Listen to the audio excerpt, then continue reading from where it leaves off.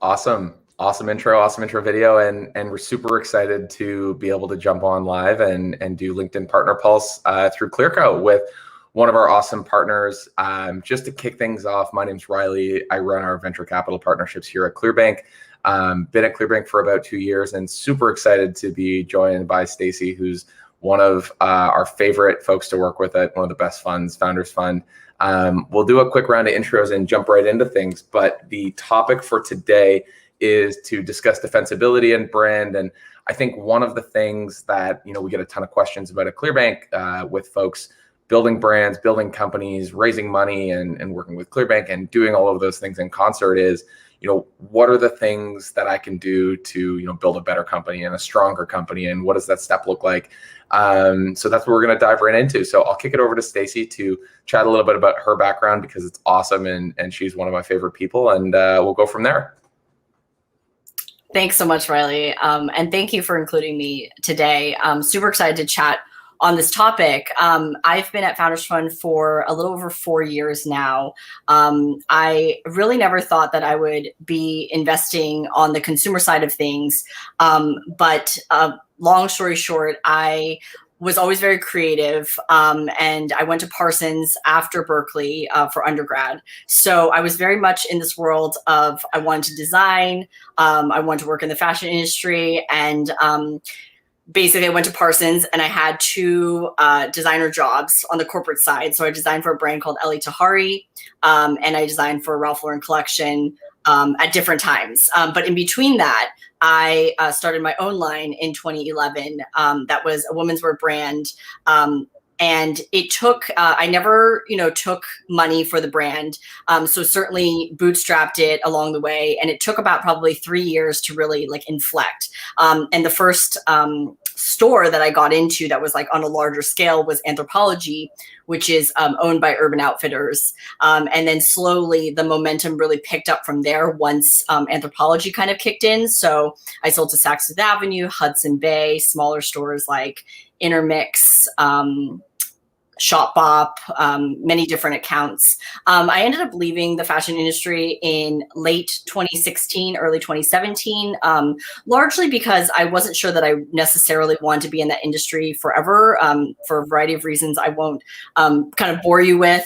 And I'm from the Bay Area. So I deliberately moved back to the Bay Area to really think about the intersection between tech-enabled consumer brands and startups and the world that I had been in, which was more traditional fashion. So I've now had a chance to really be in both worlds, and it's been just a wonderful experience. At Founders Fund, currently, I focus primarily on consumer-facing investments, which is pretty broad. I would say a chunk of that is directly brands, which take kind of consumer tech and build audiences and scale quickly. The other side of it is marketplaces, retail, software, consumer, e-commerce enablement is a big part of it.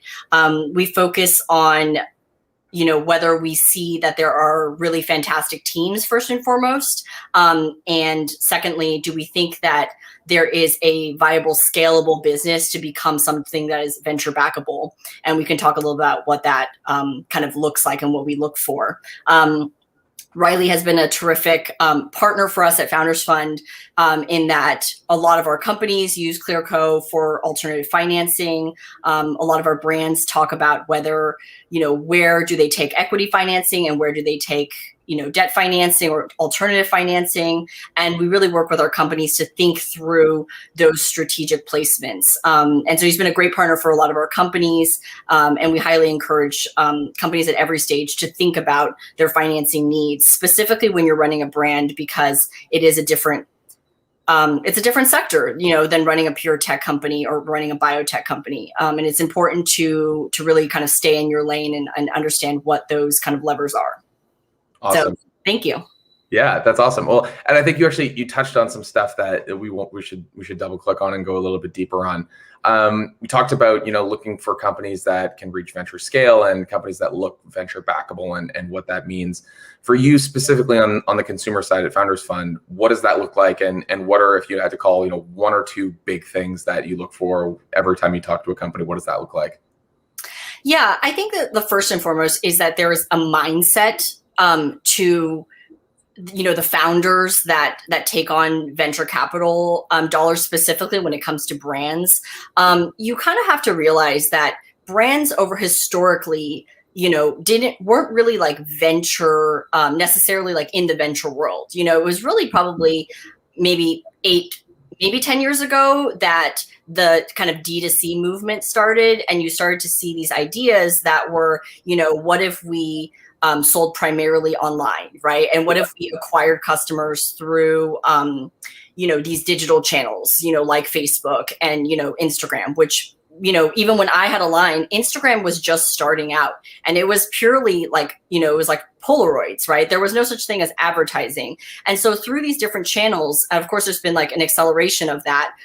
This idea of like acquiring customers and not having to go through retail stores, that has since like largely evolved, and it comes down to, do you want to build something where you are really aggressively, kind of growing and scaling, and it's like, and fundraising to a certain degree. And I think that's something that as a founder, you have to really make some deep considerations into, because not everybody necessarily wants to be on that roller coaster of a ride. So first and foremost, I would say it's a mindset. Yeah. And I think you mentioned as well, some of these brands that were sort of at the cusp of this D2C waves. These are huge brands and companies that, people might not associate with being at, in the first wave of massive consumer companies like Casper, Away, Warby Parker, Allbirds. And it just really shows you, how quickly those brands have evolved and matured in this sort of like D2C era. Yeah, I think what's so interesting about taking on venture capital dollars is that you can grow quicker, because you can invest in growing your audience, right? It's a little bit of a function of, running ads and putting out your name out there and being able to work with influencers in a more dynamic way. So you are able to grow. It also, kind of the past couple of years have been a discussion around, but how much debt do you want to go into, right? Like where is the ticker for profitability, and is there an actual path to profitability if on every purchase you are actually losing money, and I think that in the consumer brand world, you rarely have monopolies or duopolies like you would see in the tech world.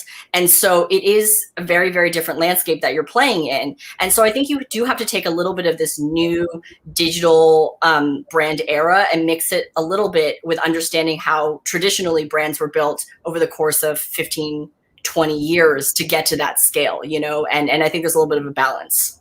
And I think that's something that became, painfully apparent when Casper went public and they filed their S1, and everyone kind of got to see a little bit behind the curtains on some of these D2C brands. And I think they were losing $400, per mattress they were selling. I think what's cool is that they've done really well, and they've built a really, massive brand around Casper and sleep and kind of led that wave. And now we've got hundreds of mattress companies from Lisa Sleep to 8 Sleep to Casper to Endy and everything in between. Do you think is that something that brands can avoid now? Is that something that's just kind of become, this is what it is if you're a brand that raises money, or is there something in between? Yeah, I think that in today, if you are starting something, you're probably going to have to look at being a little bit more specialized in your messaging and in your offering, because the channels are getting so crowded, so there becomes very few. I think, to give Casper credit around they made this idea of bed in a box and shipping mattresses, a thing, right? And it became this idea that you didn't have to go to a store and you could get something like literally mailed by FedEx to your home. So those opportunities tend to be more slim now, right? So today it tends to be a little bit more around, ingredient innovation, right? Or in the sector of beauty, right? Like, how are you addressing a condition or something that is being left out in the market, right? Are you addressing customers that have been left out? So I do think you have to be a little more specific, because some of the broader opportunities are kind of gone. But I still believe very much there are like big pockets of white space when it comes to different consumer segments. Yeah, for sure. And I think one of the other interesting things, specifically in consumer, we talked about this as well, is, you can build an amazing product and have amazing messaging, but your competitors 4 months around the corner with the next project, supply chains have compressed, you can get things to market super, super quickly. How should consumer brands be thinking of building a moat or building defensibility? And for folks that might not, be using those terms day to day, what we really mean by that is building a wall around your company that no one else can copy. Whether that's a data advantage, whether that's a supply chain advantage. How should brands be thinking about that now? Yeah, I think that's exactly right. Like, I think every brand does have to have defensible moats, and I think that can't come from a cool brand in and of itself. Like, if you are lucky to build something that has really fast organic traction, you are in the top percentile of, being able to do that, right? So, but I think that even if you are there, you still need to be very proactive in how you're maintaining that status for a few reasons. But you're right, like, one of the reasons is that advanced supply chains and processes have really allowed competitors to look at what you're doing and kind of mimic it very quickly. And so, speaking to the supply chain side, I think more brands have to be much more aware of those relationships, early on. I think that you need to be able to be much more nimble with how you order your inventory and turning it around, and not sort of, this is where I think the traditional method is probably going to the wayside, because you can't expect every item or every launch to be a hit. So you need to be able to test it, just like you're able to test ads, how are you able to test a product out there? And then if it does well, how are you able to reorder quickly? So I mentioned one example that I really love is, many people may be familiar with Telfar, who is probably one of the most prolific brands right now in the fashion space. And really, really admire him. He did something that was very, very smart, in that his handbags were, hot item, and he had something called a bag security program. So really relaunching this idea of pre-sale, cutting out resellers, who were kind of using bots and buying up all the inventory, and really messaging his brand to the consumers, like, this is for you. And so here's our program. I think that was just extremely creative. Yeah, it's super interesting, actually, the way we're seeing pre-sale become something that's super interesting, and companies doing things like drops. If you looked 5 years ago, drops weren't something that was super common, but now you're seeing almost every brand from Elie and Tahari in New York in the fashion space doing drops, to Kith and the Supreme, and then even smaller brands, companies like Fable in the kitchenware space, companies like Mischief that's gone a completely different direction with the idea of a drop. I want to kind of circle back to something that I thought you said was interesting. You can't build a defensible company just on brand alone. You want to dive deeper into that, because I kind of almost want to challenge you a bit on this, and maybe look for some examples where brand was the defining factor. I was kind of mulling it over in my head and thinking maybe at the larger scale, companies like VYBES, or companies like, for example, Apple, makes amazing products, but a lot of the reason people would buy those products is the brand. VYBES isn't the only company that makes denim, but then you think about it a little bit deeper, and, huge company, massive supply chain. What's missing from just brand? Yeah, I think that there's, and coming from fashion, I've actually thought about this a lot, because we reference companies, that have done it and done it extremely, extremely well. I do think that the time frame in which some of these iconic brands or companies were built was just a very different time.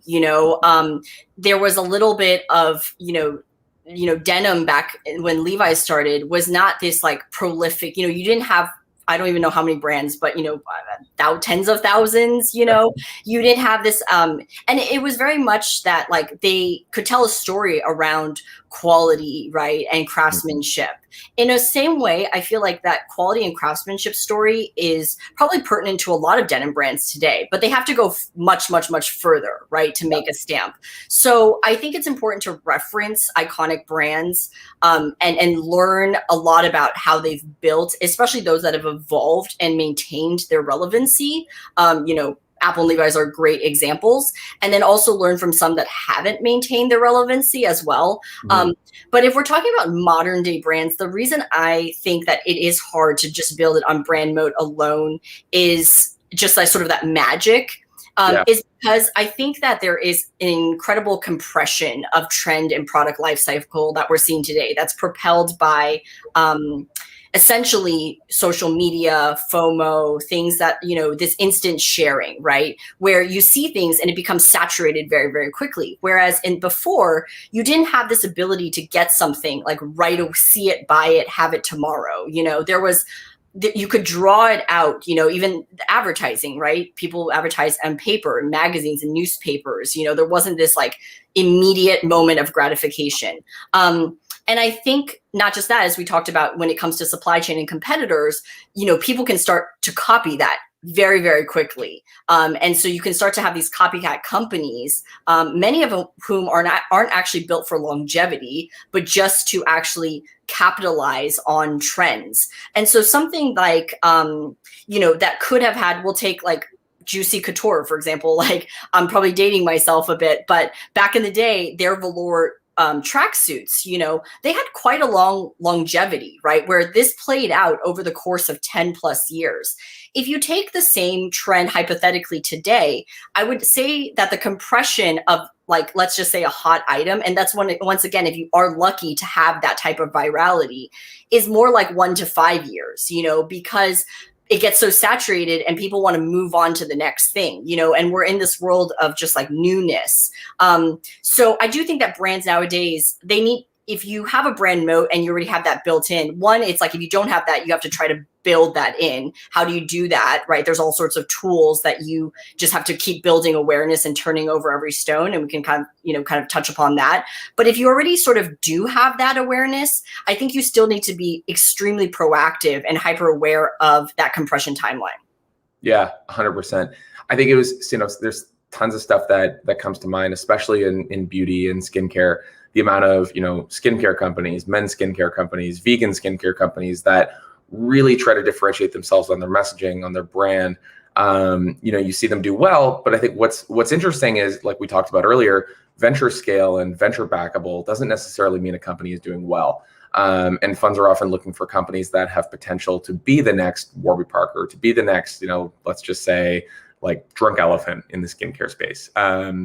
Which is a very different ballgame than saying, a company that's doing super well and providing a really great lifestyle for the founder, but not necessarily making waves like that.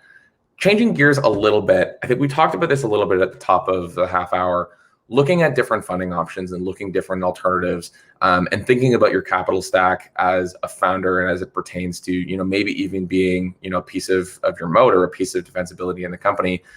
How do you think about equity, debt, alternative financing with the companies you work with, and what's the right timing, the right stage for each, and the scenarios you see that companies might bump into? Yeah, I think that that's a great question, and specifically pertinent for that we're talking about brands. So we'll like kind of tailor my answer for that specifically. I think that one of the things that investors, and this is where, you're going to see different examples of this, and there's no one clear path to like, this is the right answer. Yeah.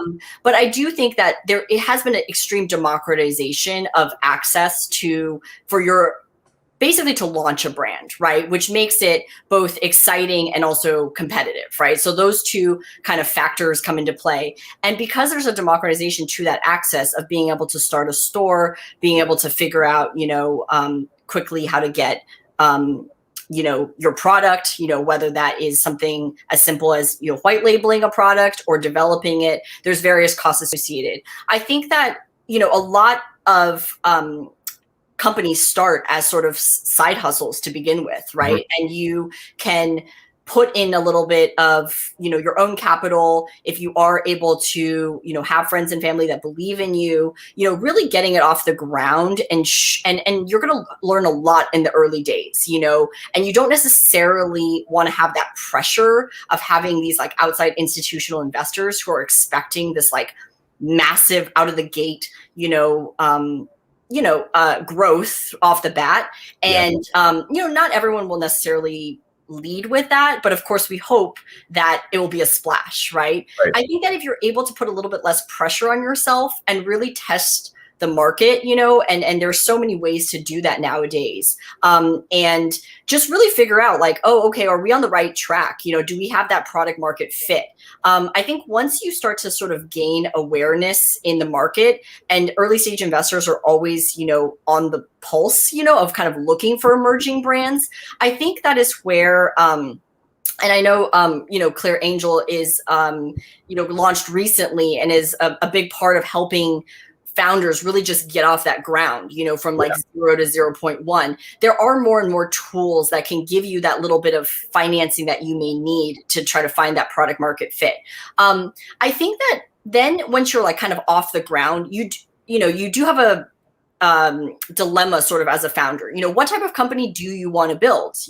You can build a company that is very comfortable for yourself, and profitable, or do you really want to like sort of accelerate and try to like go for like reach for the stars?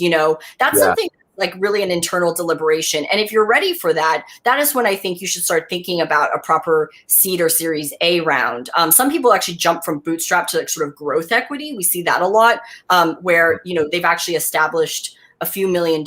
Clearly this, is resonating, but the growth capital is going to go towards hiring. And we always say like, take equity, equity financing if you need to grow the team specifically, right? If it's to do inventory, if it's to run ads, if it's to, really push a part of the business that's a little bit more predictable, there are like so many different tools out there that you could use, where you don't have to dilute yourself 25 plus 40, 50%.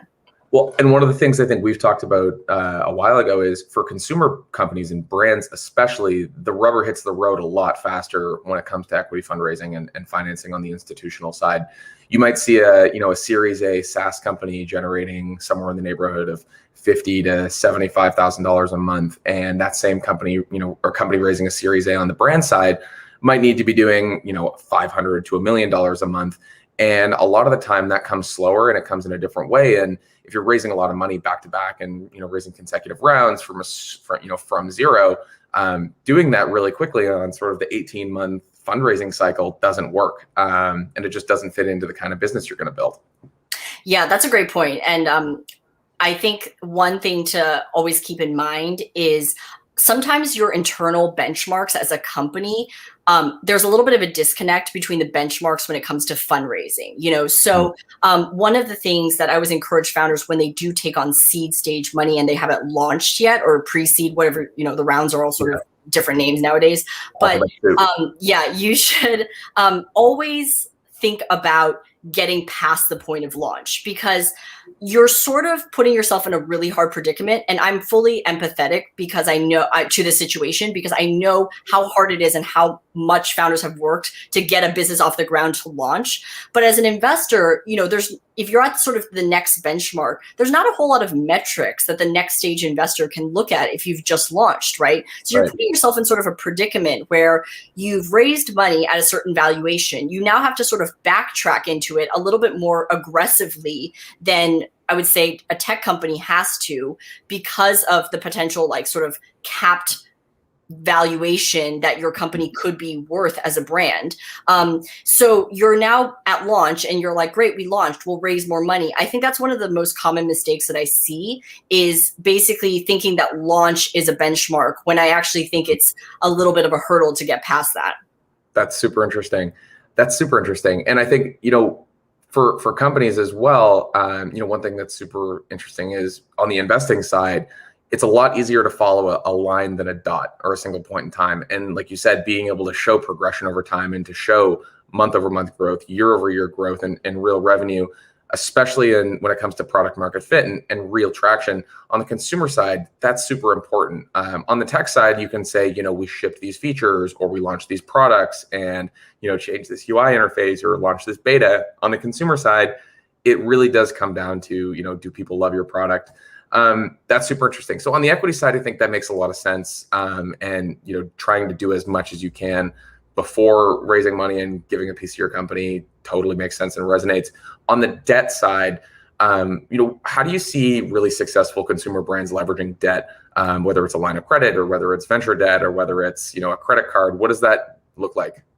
Yeah, I think that a line of credit is really good for like additional working capital when it comes to inventory. I think certain brands have, are truly like omni-channel, right? So they are selling into wholesale accounts, and they need to sort of leverage that line of credit for, their inventory to kind of hold them over, because the payment cycles can be, you could be waiting potentially half a year between the time you make the product and deliver it to the store. I also think that just in general, having a little bit of money to develop products, I think that brands sometimes get stuck in this like not evolving, fast enough. And it's hard, because it is a lot of work, and typically, these things come every few years where you sort of have to refresh and think about a new hero product.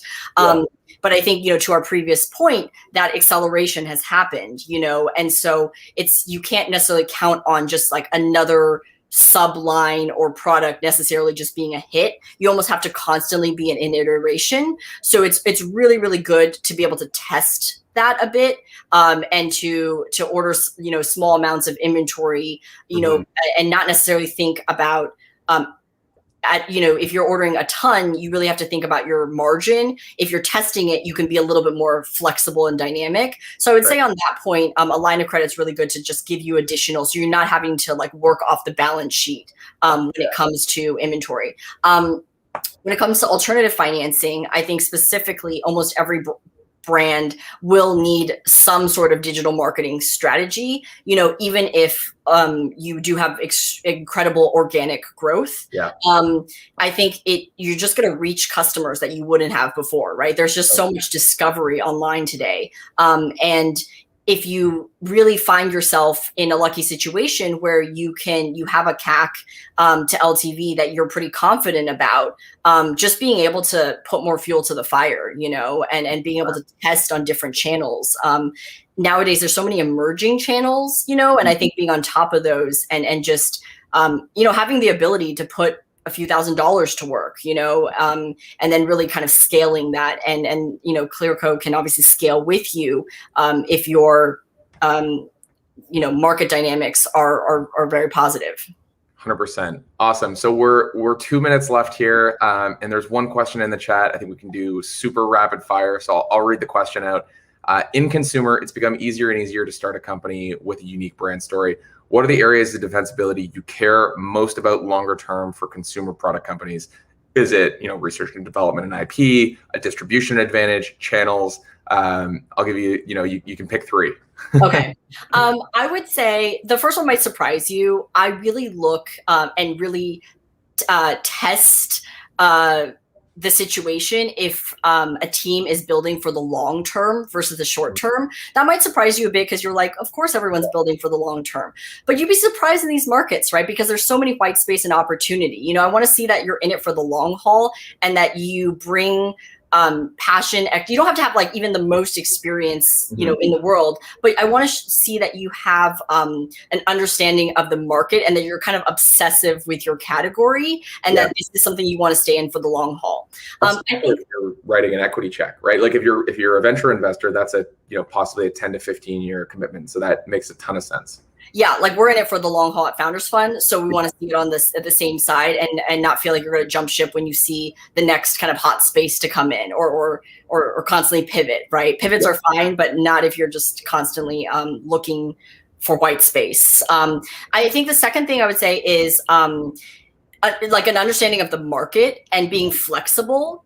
So when it comes to strategy, are you are you really like precious around your brand? I think a certain amount of preciousness is really important, because it's important to hold that bar super high on what you're building. I also think in the early stage, you need to be really, really flexible though. So it is like a little bit of, there's a little bit of fighting, you know, in terms of those qualities, but it actually makes sense, because you know, you just want people to try it, right? You want to have, and you don't want to be in your own way. So I'm really looking for that. And then I think the third thing is just, yeah, like, do we get along? You know, this, you know, investing is kind of personal, right? So do I see myself working with you, you know, and do you see, it's a two-way street too. So do they see that they would like Founders Fund and myself as a kind of partner in their journey? Awesome. Well, this has been great. We're at the bottom of the half hour now. Stacy, thank you so much for spending the time. This has been spectacular. If you're starting a really amazing consumer brand, I'm sure Stacy wants to hear from you. And if you're not looking to raise venture, please reach out to someone at Clearbank, and we'll be more than happy to point you in the right direction. This has been great. Make sure to tune in for our next Partner Pulse, and it's been great having you. Thanks so much, Riley.